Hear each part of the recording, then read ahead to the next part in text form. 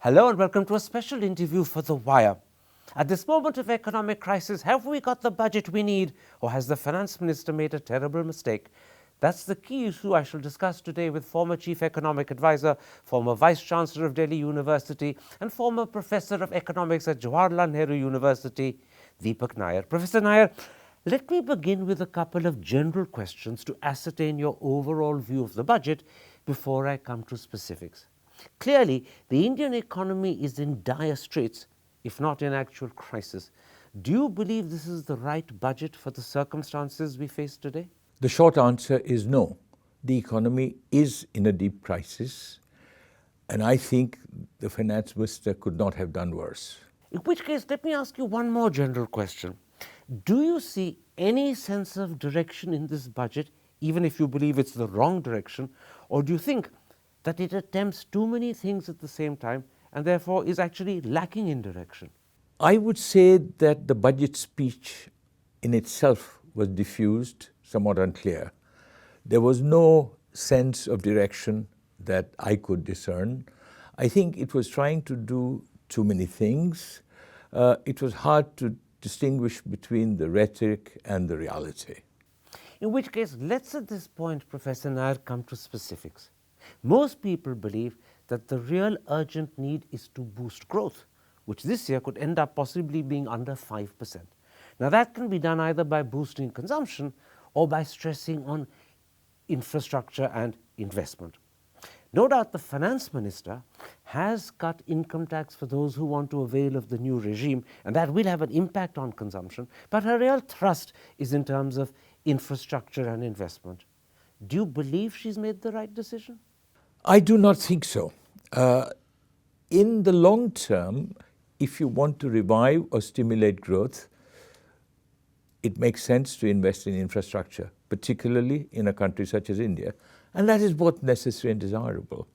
But all supply responses, Karan, come with a significant timeline. In the short run, the only way that we can revive growth is to stimulate demand. You know, the budget serves two objectives. It is, for one, the annual financial statement of the government presented in Parliament. It is, for another, the primary means in the short-term macro management of the economy. Now, at this juncture, the latter was particularly important. Economic growth has slumped to its lowest in decades. Investment levels are significantly low as a proportion of national income, about 10 percentage points lower than they were 6 years ago. Investor confidence is battered. The crisis in agriculture runs deep. Industrial production, visible in what's happening to the automobile sector, to fast-moving consumer goods, is in stagnation or in decline. Unemployment is at an all-time high. Now, this was the time, and what most important perhaps, rural India, where more than 2/3 of our people still live, has experienced a stagnation in its consumption in real terms and a decline also in rural incomes. So this was the time for the government to act here and now. Just to clarify, what you're saying is, because the crisis is immediate and because its proportions are enormous, short-term action should have been, in a sense, her priority. She can't forget the medium term, but to concentrate on the medium term means that she's actually not going to see any result of what she's envisaging for 2-3 years. You need those results now, which is why consumption should have been her primary goal, leaving investment a little further down the road. Short-term macro management should have been her primary objective because the economy is in a downturn, a serious downturn. As a former chief economic advisor, what is it that she should have done? We know what she's done and we know why you think it's wrong. She stressed on investment. That's a medium-term target. It won't give results for 2-3 years. That's not needed when you have a short-term crisis. So what should she have done? By the way, she should have continue to do what she wants to do for the medium term in terms of investment in infrastructure. But that, as I said, would be too late for the economy. I think that she should have focused on reviving economic growth in the short run. Which means boosting the consumption of those Absolutely. who will spend readily. Absolutely. It is stimulating domestic demand by increasing disposable incomes of households. Now, Can I interrupt there? Is the reason why her income tax cuts won't have a huge impact on consumption because it only concerns some 30, 40 million people. That's a lot lower than the number of people who actually file returns. We're talking about people who actually pay tax. And secondly, many of these are savers. They won't necessarily spend what they get as a tax discount. Whereas if she'd given her money to, say, Enrega, to farmers, to poorer people whose capacity to save is very little, that would have been used up in consumption immediately. I could not agree more, because this budget seems to ignore the consumption of a large proportion of our population that is poor, that lives just above the poverty line. You see, if we think about it in this way, we would recognize that the rural poor are not in the sights of this budget, because, as I said, with agriculture in stagnation and decline, rural incomes are growing little. Therefore, she should have actually put money into the National Rural Employment Guarantee Scheme, where the allocation has come down from 71,000 crores to 61,000 crores. It's a sharp decline. It's a sharp decline. What is more... And the same thing, in a sense, is true of PM Kisan. Absolutely. Because although the allocation isn't down, it's exactly the same as it was last year. I was coming to that. Last year, she didn't spend it by a good 14, 15,000 crore. By the way, sorry, almost 20,000 crore. There's a great danger. If the allocation remains the same, she'll miss spending by the same number again. I was coming to just that point. The Pradhan Mantri Kisan Samad Nidhi, which gives 6,000 rupees per annum to small and marginal farmers as minimum income support, was budgeted to provide 75,000 crores in 2019-20. It provided only 55,000 crores. Now, the problem lies in the fact, and that's a revised estimate, we probably won't even get there. Now, to budget 75,000 crores again, which is the same in nominal terms as it was in the previous year, is not good enough in this crisis situation. What is more, there have to be means of disbursement, which I don't see on the ground. In fact, I believe, and I'm quoting the Hindustan Times, that if you look at the agricultural budget as a whole along with the rural development budget, and if you compare BE to BE, the allocation has only gone up by 2.6%. Obviously, if you compare RE to BE, it's gone up by nearly 14%, but that only shows that she didn't spend what she was intending to spend last year. So in terms of intention, what she intended to spend last year is only 2.6% different to what she intends to spend this year, and this year we have a crisis. Absolutely. It's about creating illusions through numbers. Now, there was one thing about the budget speech which worried me. It was not characterized by transparency. Everything that Nirmala Sitharaman said was in absolute numbers. So many thousands, lakhs of crores.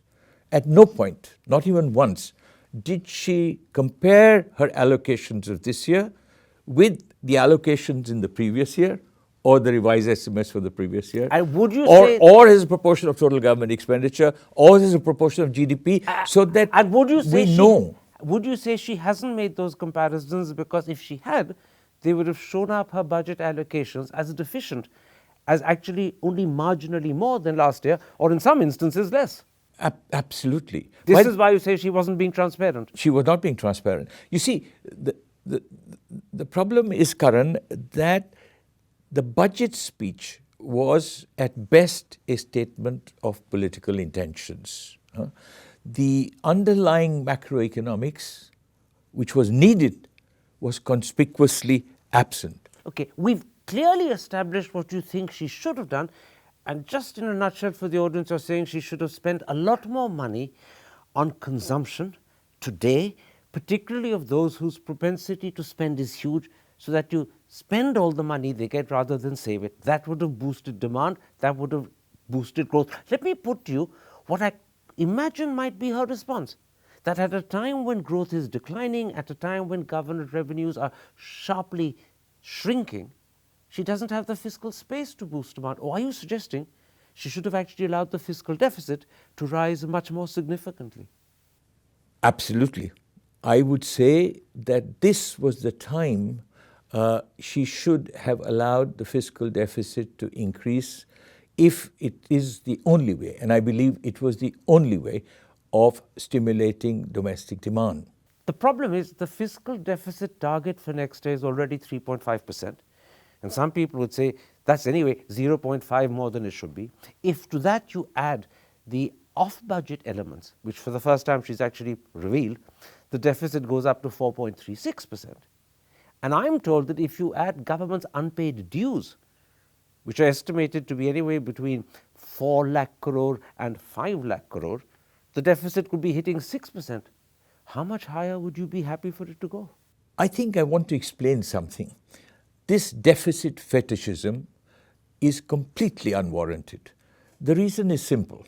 It is not the amount that the government borrows, whether in absolute terms as a proportion of GDP, that matters. It is the use to which you put that borrowing. If you borrow to invest and the rate of return on that investment is higher than the rate of interest payable, then a fiscal deficit is always sustainable. Now, there is nothing in macroeconomics that tells us that 3% is right, 3.5% is right, 4% is right, or 5% is right. There are countries that were unable to sustain fiscal deficits at 3% of GDP, such as Egypt, and there are countries that sustain fiscal deficits at 8% of GDP, such as the Republic of Korea. So it all depends, you're saying, on how you use the deficit. Now, in this instance, you're advocating that a sizable deficit, probably considerably larger than what she intends, used for boosting consumption, which would have boosted growth, would have been correct and proper use of that deficit. Absolutely. And by the way, it would have been a win-win solution. Let me explain. You see, if she had wanted, firstly, if you were so worried about a fiscal deficit and its size, why on earth did you cut corporate tax rates 6 months ago, which meant revenue foregone of rupees 1.45 trillion? Now, we know, both from theory and experience, that tax cuts never revive investment.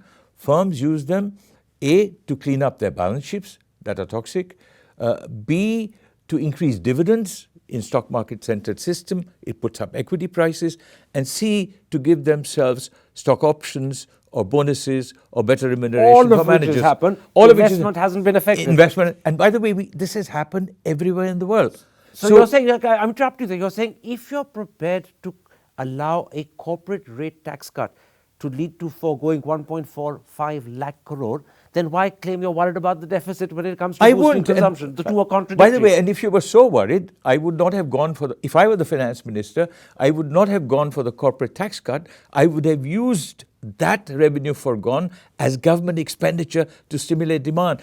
There is a virtuous circle in this.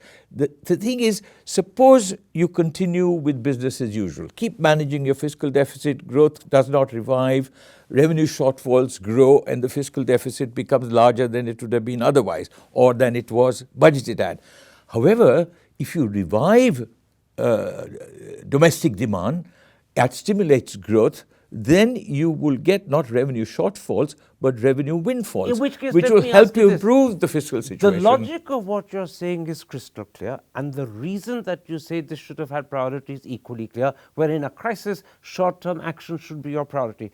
So if you had been her chief economic advisor, where would you have let the fiscal deficit go up to? We've already suggested that if you take everything on board, it could be touching 6%. How much higher do you think it could go without your getting panicky? By the way, we have to compare like with like. So if you want to say the budget estimate for the fiscal deficit in 2021 is 3.5%, and let's for a moment assume it's true. As I said, it's not just that the macroeconomics of this budget that is flawed. It is also the arithmetic that is suspect. I'll come to this. Yeah, we'll come to that. Where would you let the fiscal deficit go? I would have let it go from the budgeted 3.5% to a budgeted 5%. One, if I am willing to go 0.75% of GDP for corporate tax cuts, I would be willing to go 1% for stimulating consumption demand. So you would have been happy as chief economic advisor with a budgeted deficit of 5%. Yes. But I mean, 4.5% to 5%, and I would have said But that that actually will means- actually reduce the fiscal deficit, because as demand revives, the economy grows, revenues would become buoyant. Eventually it would, but it also Oh, means, in that year. No, but it also means a budgeted deficit of 5%, to which if you add the off-budget items, to which if you add what I call the unpaid dues, you're actually talking of a total budget deficit for the centre of nearer 7.5%. But as I said, compare like with like. Okay. 3.5 to 5%. The off-budget items are the same. I understand. All right. Okay. So you would have been a lot bolder in the belief that we have a crisis, short-term action is needed, you need to boost consumption, and as you said, a fiscal deficit budget rising, provided it's used for the right means and it produces growth, is not a problem, because actually the economy will revive and you'll pay back the money. That's All right. of It that- would help fiscal consolidation All too. of that is very clear. Let's at this point come back to her budget, because that's actually what you're discussing. You've explained what you think she should have done. You've explained why you think her investment-based strategy to promote growth is the wrong one, or at least not the right one.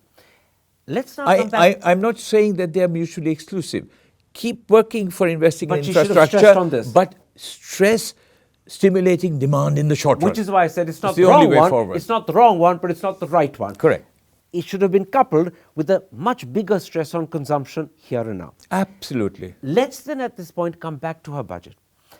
The finance minister believes that she's done enough to actually be able to project a 10% nominal growth next year, which presumably suggests that we could have real growth at somewhere around 6, possibly 6.5%. The problem is, in the year that's ending, nominal growth has just about been 7.5%, and actual growth is likely to be under 5%. In which case, do you think her projections for next year are realistic? I think they are not. You see, the distinction between the nominal growth rate of the GDP and the real growth of GDP is the rate of inflation. Now, the rate of inflation in December was 6%, consumer price inflation. So, 7%. yeah. Therefore, your real GDP growth would be only 3% if you go by that. However, let's assume that consumer price inflation is 5%. I think a 10% nominal growth in GDP, which means a 5% real growth, is much too optimistic given the budget she's presented. If she had presented a budget that had done some counter-cyclical macroeconomic policy to revive demand, a fiscal stimulus, I would have found it more credible. You're saying a very interesting thing. You can only achieve 10% nominal growth next year if the inflation rate stays at the 7.4% figure that was most recently announced, I believe, for last month. It's sad but true. If inflation comes down, as the RBI is saying it will start tapering down, then you're talking about a 5% real growth rate, and that this budget will not produce. I do not think so. No. Let's then come at this point to her revenue projections for next year, because on the back of a 10% projection in nominal growth for next year, the budget says gross tax revenues will increase by 12%. And broken down, that means GST has to grow by 12.8% compared to 5.8% this year.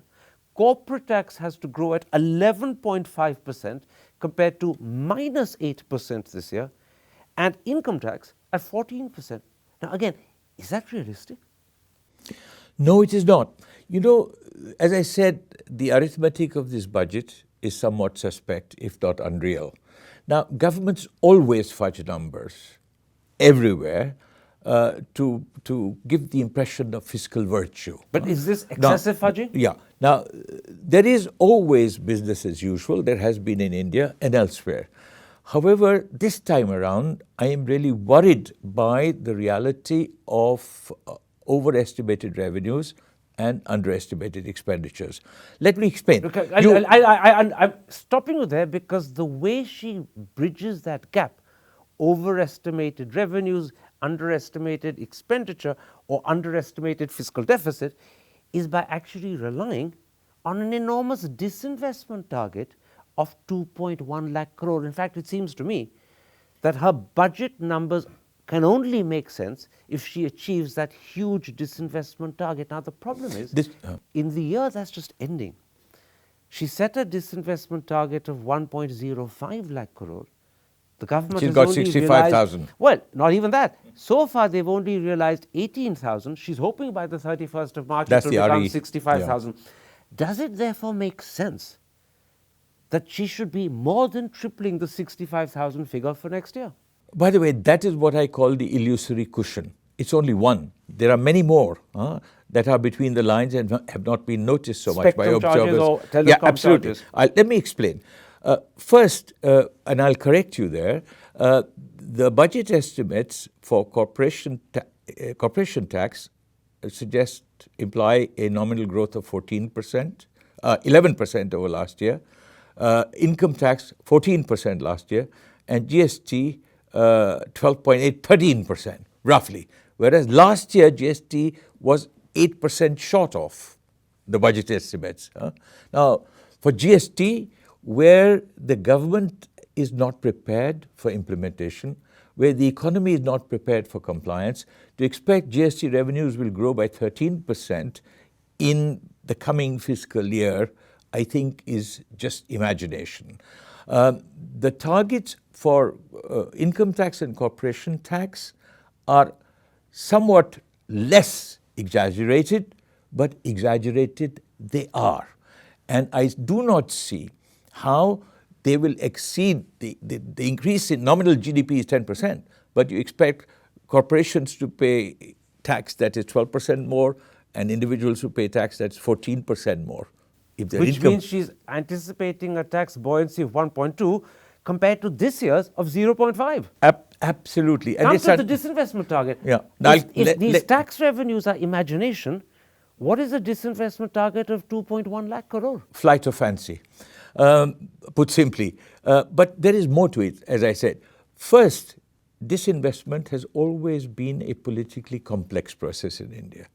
Year after year, governments announce targets that they cannot meet because they worry about malafide charges, allegations. Now, this year, the target was 65,000.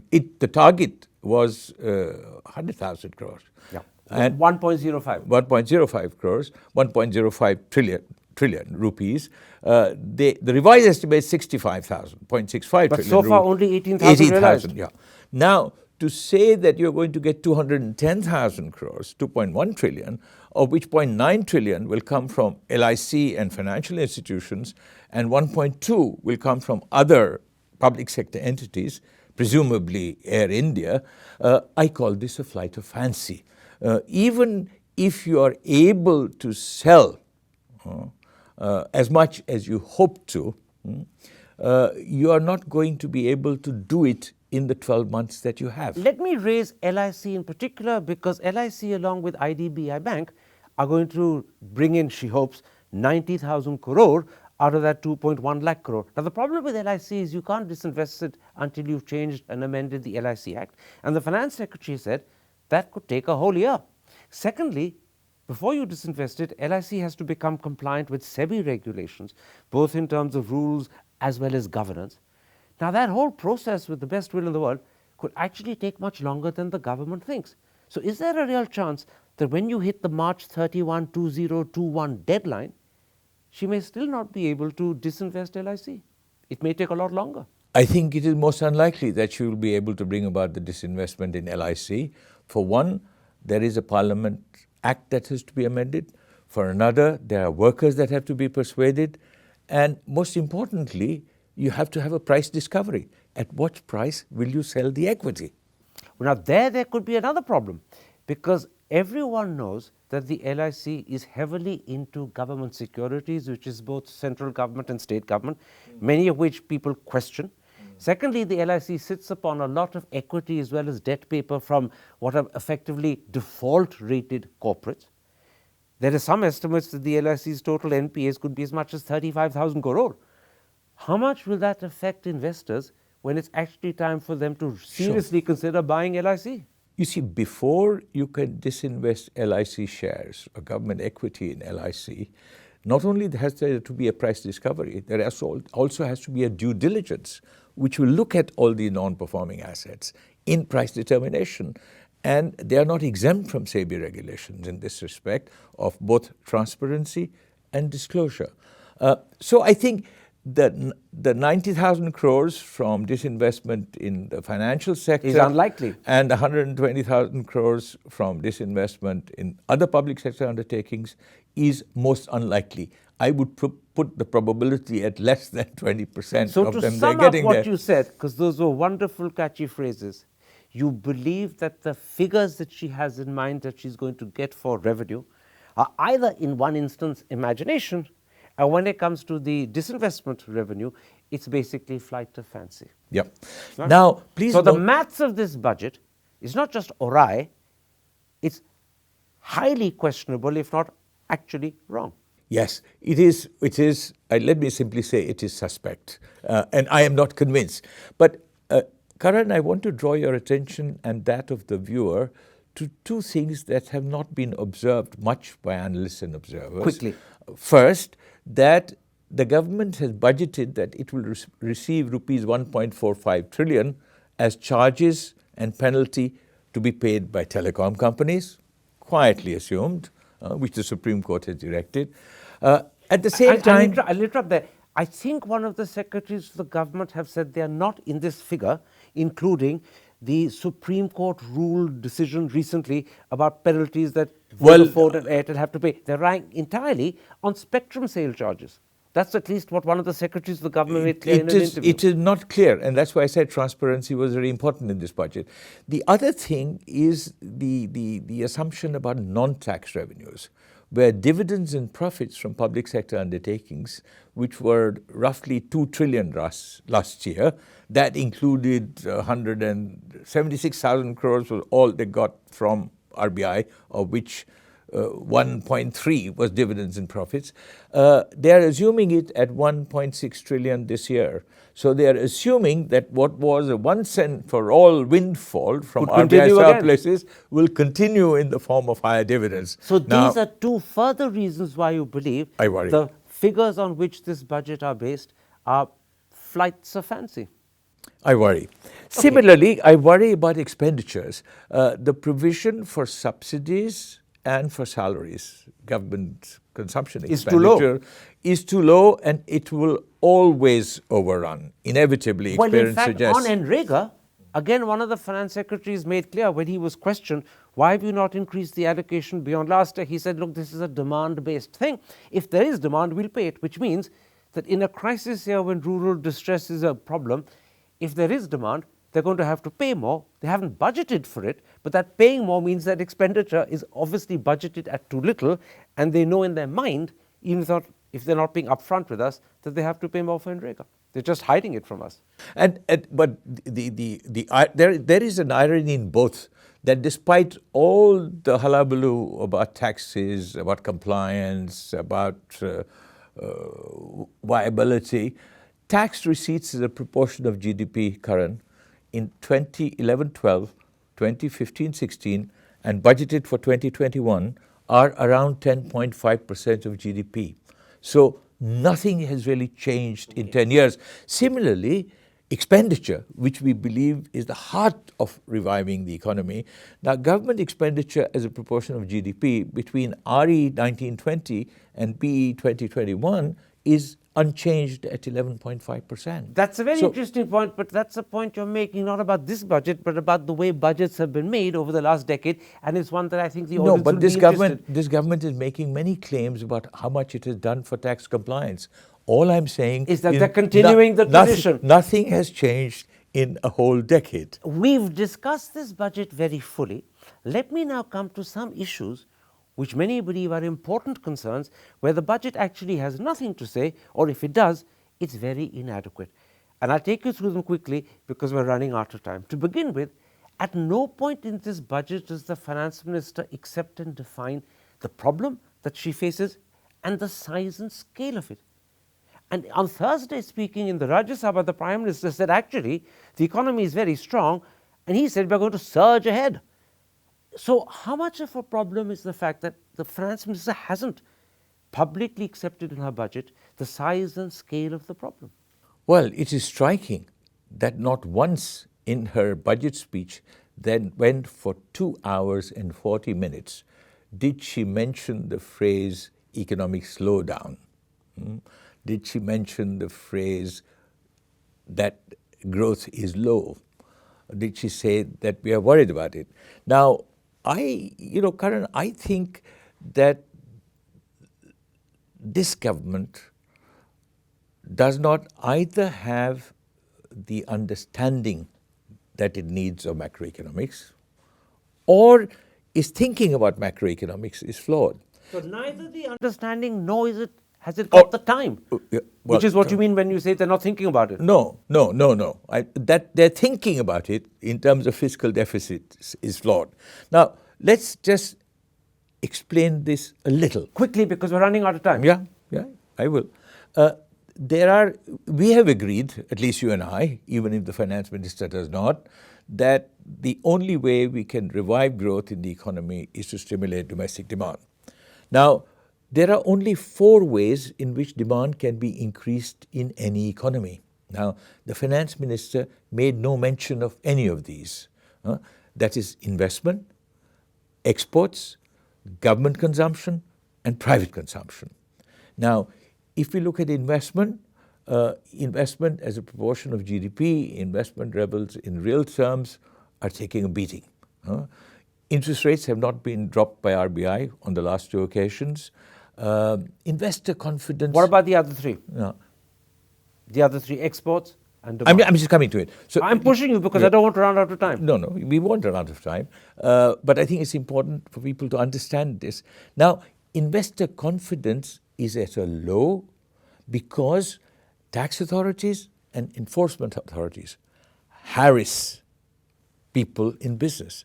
And if you talk to people in business, they just don't have the confidence. They worry about what the government will do to them next, whether it's CBDT or the Enforcement Directorate.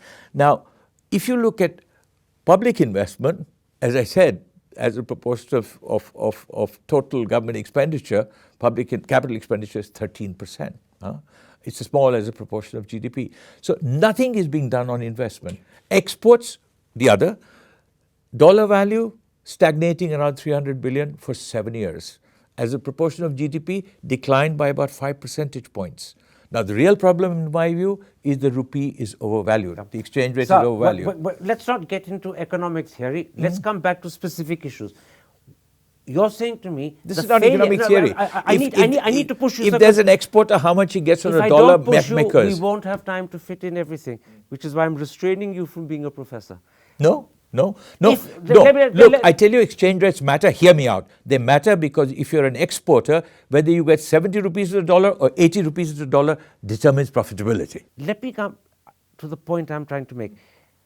Why is it a problem that she didn't address in the budget the size, scale of the problem and admit it up front? Why is that a problem? Why is that a problem? I ask you. The problem is that if you're a doctor and you have a patient, that is critical, then unless you get your diagnosis right, you'll never get your prescription right. So if you don't admit the problem, you haven't got the diagnosis. Absolutely. If you haven't got the diagnosis, you haven't got the prescription. Yeah. Which is why she's gone down, as you say, not the right road and the right way of boosting demand. Yeah. Because she hasn't understood the problem. Absolutely. So nothing has been done for investment, nothing has been done for exports. Very little has been done in terms of government consumption, is where it was. And on private consumption, we discussed this. It's too little. Let me then come to a second issue of concern about the budget. There is nothing here about public sector banks and non-banking financial companies, and both of which are perceived to be in considerable distress. There's no provision for recapitalization. Beyond IDBI, none of the other banks are mentioned in terms of disinvestment or privatization. And there's nothing in the budget about encouraging management to be more independent and autonomous of the government. At this moment, when these 2 institutions, public sector banks and NBFCs, are perceived to be in crisis, was this a mistake? I think so. Look, the financial sector, for all its flaws and warts, and it's driven everywhere by greed, it circumvents regulations, but finance is the lifeblood of an economy. So if the financial sector is stressed, which it is, whether banks or non-banking financial intermediaries, you have a situation where the real sector of the economy will also get squeezed out for resources. Now, you need to address this. What the government has done, this budget, previous budgets, is too little. Recapitalization of public sector banks is absolutely essential. And there's no mention of recapitalization in this budget. No, none. Similarly, there is no mention of giving autonomy to those who run public sector banks, and the appointments of chief executives of these public sector banks being separated, placed at arm's length from government by peer review committees. How big a mistake or lapse was this in your eyes?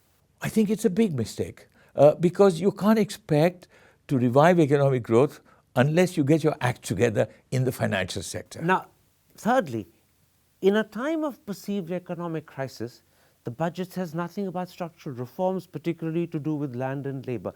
Is that a third mistake? Or, because these are issues that could be tackled at any time of the year, does it not matter that they're not mentioned in any shape and form in the budget? Look, strictly speaking, structural reform is independent of the budget. And therefore, the government could justifiably say, we are working at that and we are going to announce it. However, you picked up land and labor laws.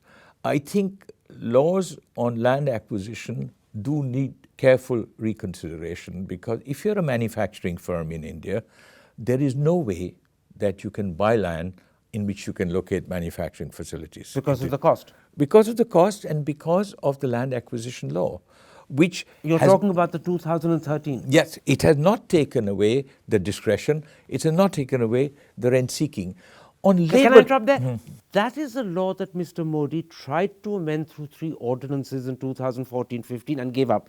You're saying the need to do that is still here and present? Absolutely. And now it's even more so because the economy is in a crisis, which it wasn't 5 years ago. And by the way, and yet he seems to have given up the commitment to do it. And please remember that we now live in an economy where the agricultural sector cannot create any more employment, where the services sector and the construction sector are creating employment at low skill levels. If we are to sustain our growth, we have to revive industrialization in India. And that means that manufacturing firms must have access to land when they need it. Which means land acquisition reform is essential. Is essential. Which also means that he needs to do today what he tried to do and failed in 2014. But it seems that although he has the political majority to do it today, which he didn't then, his commitment to do it has disappeared. Just when his commitment was needed, it's actually missing. It would seem so. But on the question of labor laws, may I say that this is the most popular belief in our system amongst the elite, that if only we could have hire and fire and reform labor laws, it would be the wave of a magic wand. It is not.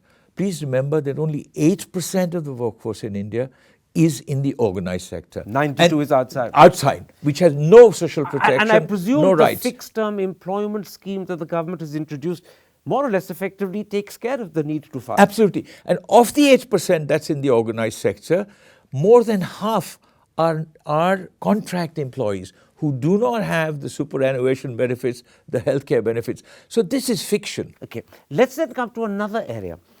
The finance minister has once again committed the government to doubling farmers' incomes by 2022. As Ashok Gulati wrote recently in the Indian Express, this means that agriculture has to grow by a minimum of 15% per year for the next 3 years, as opposed to 3% a year that it achieved over the last 6 years. So would you say that whilst this may be a laudable ambition, it's absolutely impossible to fulfill? It is impossible to fulfill. Look, you don't need to be an economist. You don't need to be an analyst. You just need to understand compound growth rates. Now, if income has to double in 5 years, that income has to grow at 14% per annum. All right? Now, when 2 years are gone and only 3 years are left, I think maybe it would be more than 15% per annum that you need in the remaining 3 years. It's the same story about the $5 trillion economy. Which also was repeated in the budget, and it's been repeated by the Prime Minister and Parliament thereafter. So let me ask you this. If these are impossible to fulfill ambitions, is the government being and I use that word carefully, foolish in repeatedly making them.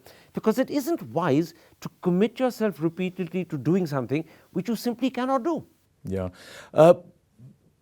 I would agree, but the government seems to think... You would agree it's foolish? I would agree it's wrong. You cannot fool all the people all the time. Outcomes will become visible.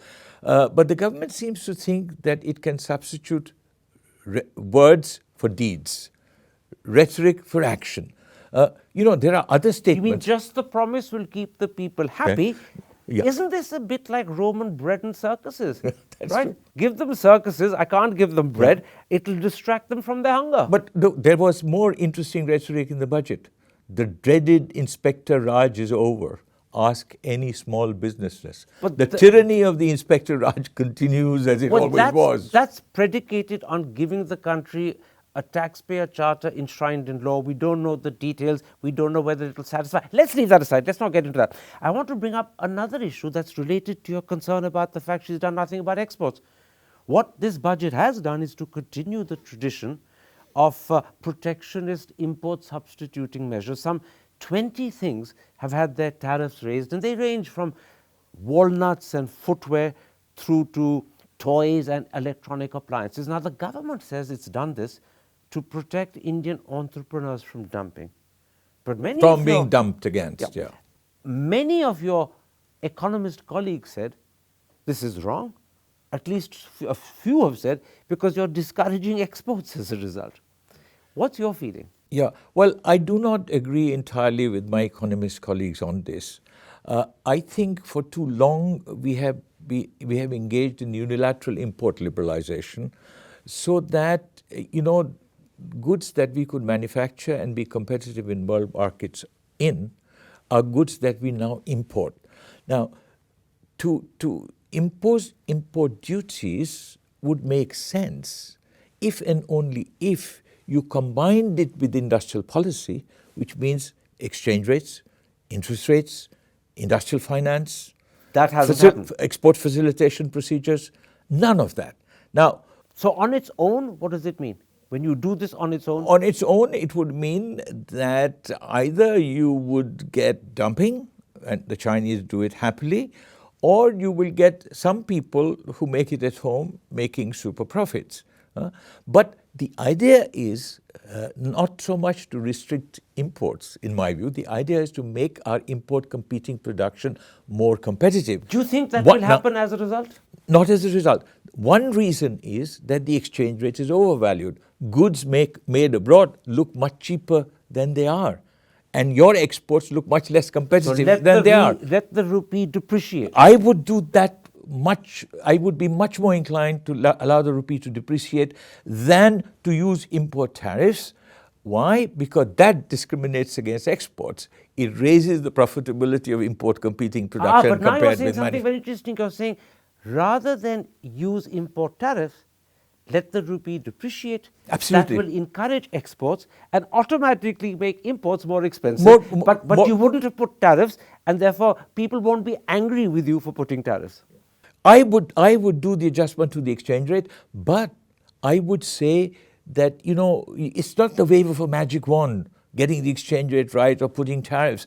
You have to make sure at the same time that you are providing not just the correct exchange rate, but interest rates, industrial finance. It's a package. It's a package. Now, every country in Asia that has succeeded when economic openness has been combined by effective industrial policy. We have abandoned industrial policy. Just doing one without doing the rest of the package means that you're actually not doing it at all perfectly. Worse still, you're ending up with consequences that you may not want. Let me come finally to unemployment. The Center for Monitoring the Indian Economy has estimated that it's around 7.3, 7.4% at the moment. In November, it was around 8.5%. It seems to have danced around the 7.5% figure for virtually this year. Clearly, it's a huge problem. But there doesn't seem to be anything in the budget that actually directly will affect employment. Does that worry you? She doesn't even mention unemployment. It worries me greatly because, even in the period when we had rapid economic growth, it was associated with rapidly rising economic inequality. Now, employment is the only sustainable means of eradicating poverty, just as it is the only realistic means of mitigating inequality. And it is as clear as daylight that even in our boom years, immense employment creation was nowhere near commensurate with rates of growth. Now, this is partly natural because productivity rises. The government, I'm surprised because Mr. Modi, in his campaign in 2014, emphasized job creation. He seems to have forgotten it now. For an aspirational However, youth. he did say in the Rajya Sabha on Thursday that if, and I'm virtually quoting him, that the number of new subscribers to EPFO had increased by over 1 crore in the last 2 years. And he says this is a sure sign that jobs are being created and people are being employed. And therefore, he discounts what he calls a lot of the fake news, although he didn't use the word fake news, about unemployment. Yeah. Unemployment statistics in India, as in most developing countries, are a problem. Because most people in India are too poor to remain unemployed. They'll grab whatever they they are can. underemployed, they work very hard for what is not a living. Now, the reason you're observing high open unemployment rates, Karan, in the past 2 years is A, they are being enumerated, and B, there is an increasing number of educated people who are unemployed. That brings me to this specific problem of youth unemployment. Yes. The Center for Monitoring the Indian Economy estimates youth unemployment at 31%. Graduate unemployment, which are the educated people are talking about, is at 47%. And yet, with almost specific regard to this, in paragraph 40 of her budget speech, the finance minister claimed that India's youth are no longer job seekers. She says they've become job creators. And Mahesh Vyas, who heads the CMIE, says in his column, this is almost as if the finance minister is in denial about the huge problem of youth unemployment, because she claims they're not job seekers, they're job creators. Do you agree with him? I do not. I think the government is assuming that it is no longer necessary for government to provide employment opportunities, just as it is probably no longer necessary for the corporate sector to provide employment. Self-employ themselves. They will self-employ themselves, mudra and so on, startups, it's this fascination. But you need to remember that for every one government job that is advertised, 500 people apply who are grossly overqualified for that. So engineers and postgraduates apply for clerical jobs. The figure from the railways, and I'm saying this from memory, was roughly 94,000 jobs and 28 million people applied. Yes, it was something like that. So the government's belief that unemployment is taken care of by the fact that more and more people are self-employed, you're saying once again, is illusory. That's my word, but is that what you're saying? Yes.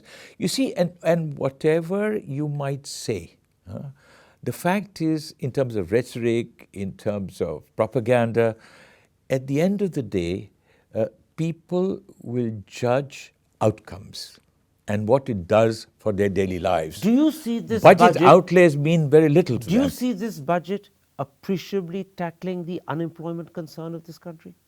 No, the answer is no. A flat no. The answer is no, because there is nothing in the budget that is talking about employment, let alone introducing policies that would be conducive to employment creation. Professor Nayyar, we've come right to the end of this interview.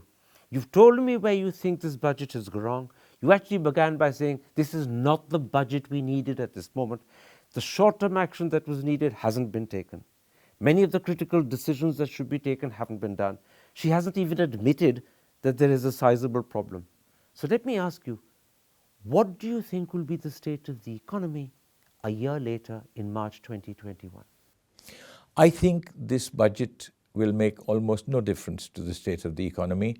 At the end of the financial year 2021, I expect the situation to be much the same as it was, because there is nothing that will revive economic growth. What are the chances that the situation in March 2021 could be worse than it is today? It could be, because economies often function on the basis not only of unfolding reality, but also of expectations. And if expectations become negative, it could turn out to be much worse. So at best, you're saying, a year from now, things will be much the same as they are today, which anyway is very disappointing for people. But there is a real risk things could be worse than they are today. Yep. And the irony would be things would be worse and the fiscal deficit would be larger. Professor Nayyar, a pleasure talking to you. Thank you. To receive instant updates on all videos from The Wire, click the subscribe button and hit the bell icon. Pay to support independent journalism. Click the link in the description and choose the amount you want to pay.